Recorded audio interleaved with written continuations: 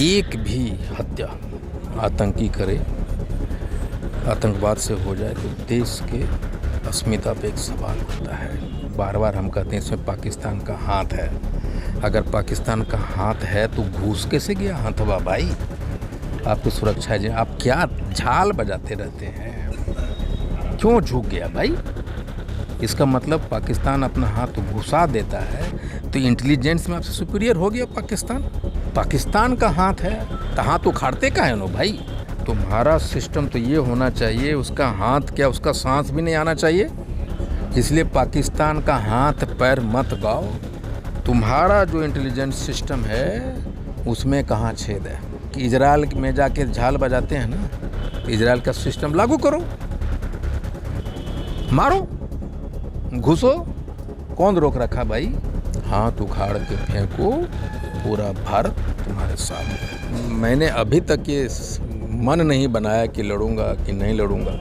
लड़ूंगा तो कहाँ से लड़ूंगा ये नहीं पता, लेकिन मेरा मन ये ज़रूर बना है कि हम अपने लोगों को चुनाव लड़ाएंगे। ये अकेले पान समाज 100 MLA बनाने की अपनी योगदान निभाता रहा है। ये अकेला पान समाज 20 MP बनाता रहा है। और हम आपको अगर मुझे अकेला भी अगर आप कर देंगे ना, मैं बता देता हूं कि ना आप मुख्यमंत्री बन पाएंगे और 20 MLA का सीट में रोक दूंगा। हम अब जाति से जमात की ओर जाएंगे। नमस्कार, लाइव सिटीज देख रहे हैं आप और मैं आपके साथ राजेश। हाको रथ हम पान है, सुना होगा आपने। और उसके बाद गांधी मैदान की वो सफल रैली, बिहार में राजनीतिक हलचल।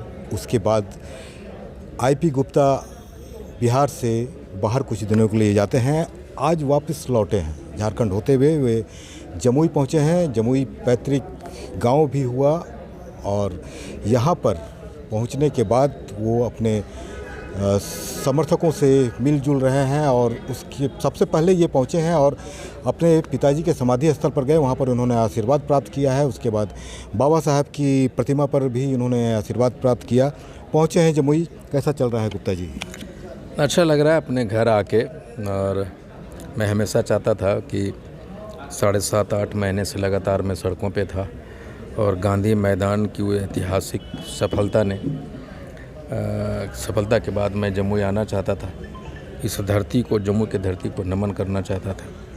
यहाँ के लोगों को जो गांधी मैदान के बाद जो प्यार उन्होंने सोशल मीडिया पे दिया, मुझे उनका धन्यवाद भी करना चाहता था। इसलिए आज जमुई में हूँ और घर आके अच्छा लग रहा है।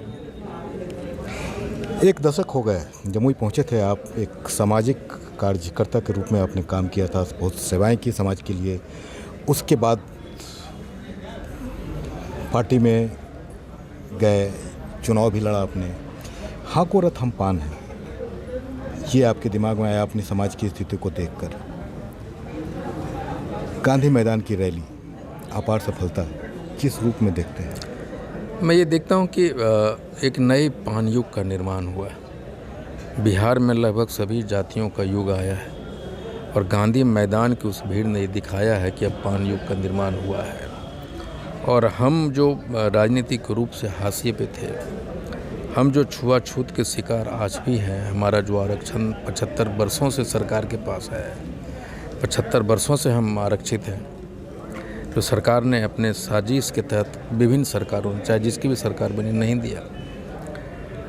और आज हम उस अवस्था में पहुँचे हैं कि जहां हम प्रभावित कर सकते हैं बिहार के राजनीति को, देश की राजनीति को।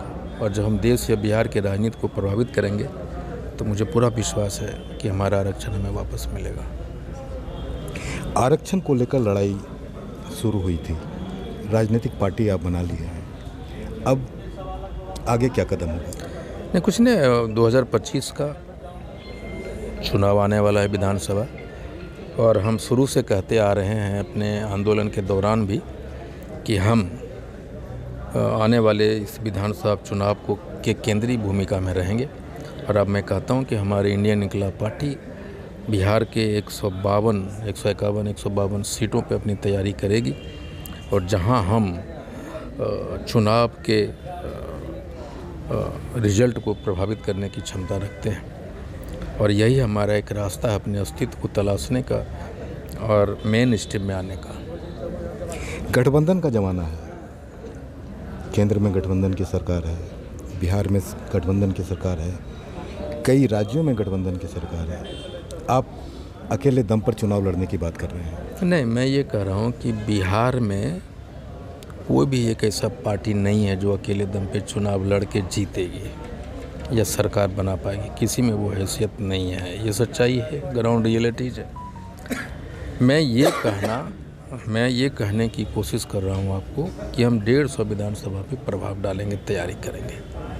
गठबंधन होना या नहीं होना ये आने वाला समय बताएगा, लेकिन हमारी सारी जद्दोजहद सिर्फ एक बात के लिए है कि हमें हमारा आरक्षण वापस करो, और हम भी हैं बिहार में।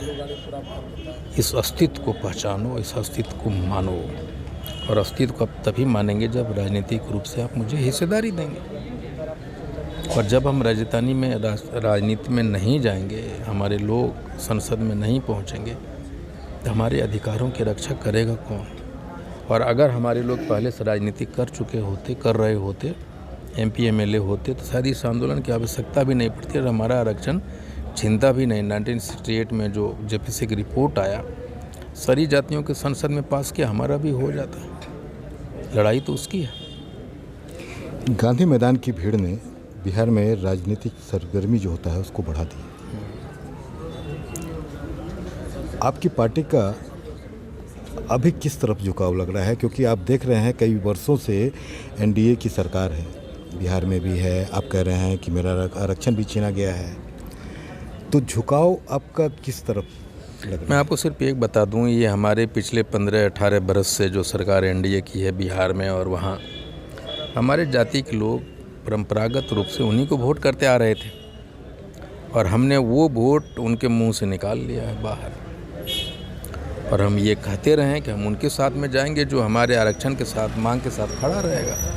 वो चाहे NDA हो, चाहे महागठबंधन हो, हमारे मांग को दिलो दिमाग से, राजनीतिक रूप से उनको समर्थन करना होगा, उनके एजेंडे में शामिल करना होगा, तो हम अपना समर्थन देंगे।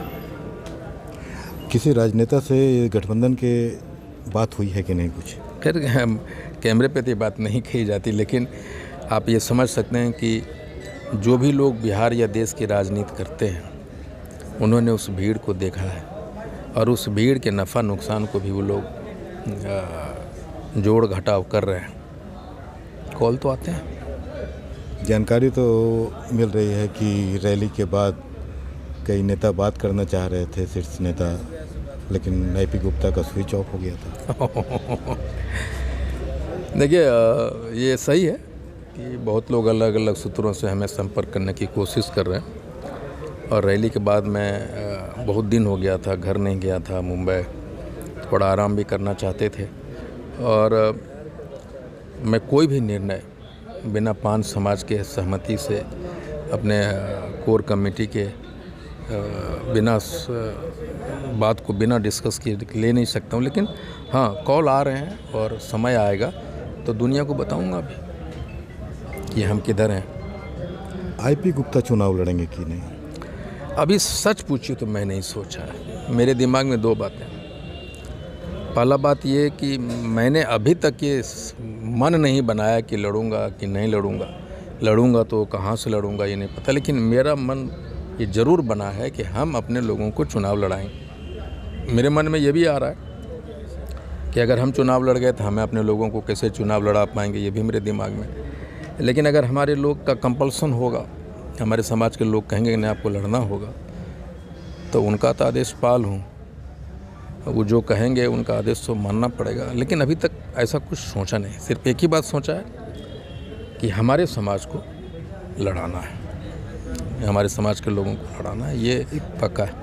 एक बात आ रही है कि पान समाज के आरक्षण की लड़ाई आप लड़ रहे हैं, उससे शुरुआत की है, राजनीतिक पार्टी बन गई है ये। पान समाज को आप क्या इससे देने जा रहे हैं? नहीं, हमारा पान समाज इस आंदोलन ने उन्हें बहुत कुछ दिया है, उनको पहली बार पता चला कि उनका भी अस्तित्व है। उनको पहली बार पता चला कि वो भी अपने कुल, अपने जाति और अपने बाप पे गर्व कर सकता है। पहली बार उनको पता चला कि उन्होंने लड़ा नहीं जीवन में, अगर लड़े होते तो आज उनकी हालात नहीं होती। पहली बार पता चला कि कौन ऐसे राजनीतिक पार्टियां हैं जो उनको गले लगाते रहे और उनके रीढ़ की हड्डियां तोड़ के आलिंगनबद्ध करते रहे, उन्हें अपाहिज करते रहे। और पहली बार उनको इस बात का एहसास हुआ कि हम भी लंबा सोच सकते हैं और हमारे भी अस्तित्व गिना जा सकता है, और वो ऐसा क्या चीज़ है जो अन्य लोग कर सकते हैं, मैं नहीं कर सकता, हम नहीं कर सकते। और वही एक वजह है कि गांधी मैदान की उस मैदान को छोटा कर दिया। उनको ये पता चल गया कि पान युग भी आ सकता है, और उसकी गवाह वो बने 13 अप्रैल को कि नए पान युग के नए आंदोलनकारी सिपाही हैं। हमें पहली बार अपने आप पे गर्व होने का मौका मिला है। और जो लाखों की भीड़ थी गांधी मैदान में, हर एक आदमी वो 10 लाख का ताकत लेके वापस पहुंचा है। लेकिन ये राजनीति है गुप्ता जी, चुनाव किस तरह से बिहार में होता है सारे लोग देखते हैं, जानते हैं। अकेला चना कहता है भाड़ नहीं फोड़ता है। राइट। आप पान समाज को लेकर चल रहे हैं, अकेला पान समाज क्या राजनीति की इस समर भूमि में टिक पाएगा? नहीं, अकेला चना तो भाड़ फोड़ दिया गांधी मैदान का। जो बड़े बड़े भीड़ हुए हैं ना, कोई प्रधानमंत्री के चेहरा थे, कोई मुख्यमंत्री थे, किसी राजनीति पार्टी के बड़े चेहरे थे, आईपी गुप्ता क्या था। और ये जो पान समाज अकेले की बात कर रहे हैं ना, ये अकेले पान समाज 100 MLA बनाने की अपनी योगदान निभाता रहा है। ये अकेला पान समाज 20 MP बनाता रहा है। और हम आपको, अगर आप मुझे अकेला भी अगर आप कर देंगे ना, तो मैं बता देता हूँ कि ना आप मुख्यमंत्री बन पाएंगे और 20 MP MLA का सीट में रोक दूंगा। लेकिन हम ये नहीं कहा कि इंडियन इनकलाब पार्टी सिर्फ तत्वा की पार्टी होगी, पान की पार्टी होगी। हमने दूसरे दिन कहा कि हम अब जाति से जमात की ओर जाएंगे, और इंडियन इनकलाब पार्टी उन सारे लोगों को रिप्रेजेंटेशन देगी जो आज के अपने आप को महसूस करते हैं कि राजनीतिक रूप से हाशिए पे हो सकते हो, दबंग जाति से हो सकते हैं कि जिंदा कौम से हो, लेकिन राजनीतिक रूप से वो हाशिए पे आ गए हैं या ला दिए गए हैं, उनका भी स्वागत है। और वैसे लोग जिनको आज तक स्ट्रगल कर रहे हैं, पिछड़े हैं, वंचित हैं, उनको सत्ता में हिस्सेदारी नहीं मिली, उनको सबका स्वागत है। और ये एक बेहतर बनाने की ओर एक लड़ाई होगी। कॉन्वेंशनल राजनीति से ऊपर उठ कर नॉन कॉन्वेंशनल राजनीति की तरफ इंडियन इनकलाब पार्टी की ओर बढ़ेगी। 2-3 चरण पूरा हो चुका है। जो चरणबद्ध तरीके से आपने आंदोलन की शुरुआत की, आपने रैली की, हेलीकॉप्टर यात्रा चला, हाको रथ हम पान है, रथ चला, अगला चरण क्या है? बस 27 तारीख को इंडियन इनकलाब पार्टी का सदस्यता अभियान की शुरुआत में करने जा रहा हूँ। AN Sinha social studies centre Patna से अपने लोगों ने बड़ा मेहनत किया है इस आंदोलन को विशालकाय हस्ताक्षर के लिए गांधी मैदान में उनको सम्मानित भी करना है। और हमारा इंडियन इनकलाब पार्टी की सदस्यता अभियान का रथ चलेगा, पूरे बिहार में चलेगा। और एक बार फिर आप देखेंगे कि इंडियन इनकलाब पार्टी का हेलीकॉप्टर भी उड़ेगा। फिर से हेलीकॉप्टर फिर एक बार दिखेगा? बिल्कुल, एक बार और दिखेगा।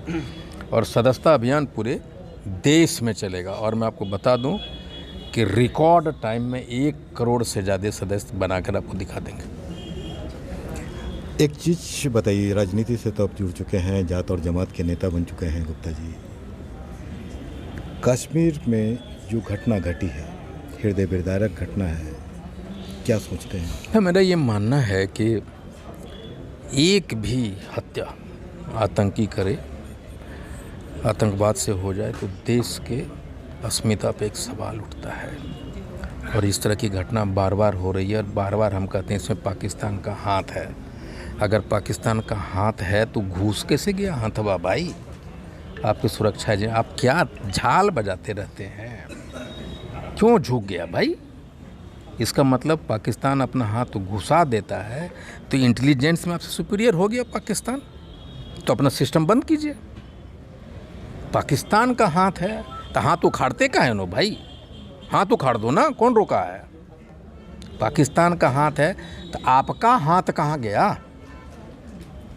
आप वो हाथ, आप हाथ पैर शरीर सब घुसा दीजिए, कौन रोका है? पाकिस्तान का हाथ है। जब देखो पाकिस्तान कहाँ है तो आपका इंटेलिजेंस ब्यूरो सिस्टम कहाँ है जो उसका हाथ घुस जा रहा है? तुम्हारा सिस्टम तो ये होना चाहिए, उसका हाथ क्या, उसका सांस भी नहीं आना चाहिए। पाकिस्तान का हाथ है और फिर उसको एक बड़ा नैरेटिव सेट किया जा रहा है कि हिंदू कह के। अरे भाई, किसी भी आतंकवादी का कोई धर्म नहीं होता, वो तो जानबूझ के सारी बातें किया है। हिंदू हो तो गोली मार दे रहा हूँ। जो वो नैरेटिव सेट करना चाहता था हमारे देश में, उसी नैरेटिव को हम लेके कैरी आउट कर रहे हैं। लेकिन आप दूसरी तरफ ये भी देखिए कि वहाँ के मस्जिदों से सारे मुसलमान भाई इस आतंकवाद को नकार रहा है ना, तो उसको क्यों नहीं दिखा रहे आप? इसलिए पाकिस्तान का हाथ पैर मत गाओ। तुम्हारा जो इंटेलिजेंस सिस्टम है उसमें कहाँ छेद है, उसको कसो। और एक इजराइल में जाके झाल बजाते हैं ना, तो इजराइल का सिस्टम लागू करो, मारो, घुसो, कौन रोक रखा भाई? जवाब इमीडिएट होना चाहिए। भाई हम कह रहे हैं तो बड़े बड़े लंबे लंबे भाषण दिए जाते हैं एक नैरेटिव सेट करने के लिए। अरे भाई एक्शन लो। ये कौन सा एक नागरिक बताइए पूरा देश का जो भारत के साथ खड़ा नहीं है? एक भी आदमी बताइए। पाकिस्तान का हाथ है तो तोर हाथा का नहीं गलो भाई। तुम्हारा देह कहाँ गया, तुम्हारा पैर कहाँ गया? वो अगर उसका हाथ है तुम पैर मारो। अपनी सिस्टम पे तो नाकाम हो भाई। पाकिस्तान का हाथ घुस गया तब तो जगह दिया घुसने के, तबे न घुस गया। हाथ उखाड़ के फेंको, पूरा भारत तुम्हारे साथ है। चलिए, धन्यवाद। तो सुना आपने, ये थे इंजीनियर आईपी गुप्ता। आज ही मुंबई से लौटे हैं, जमुई पहुंचे हैं और जमुई में ये कार्यकर्ताओं से मिल रहे हैं, कार्यक्रम में एक आए हुए हैं। क्या कुछ बताया सुना आपने, तो बने रहिए हमारे साथ, देखते रहिए लाइव सिटीज़। अगर अब तक आपने चैनल को सब्सक्राइब नहीं किया है तो सब्सक्राइब कर लें। फेसबुक पर अगर आप वीडियो को देख रहे हैं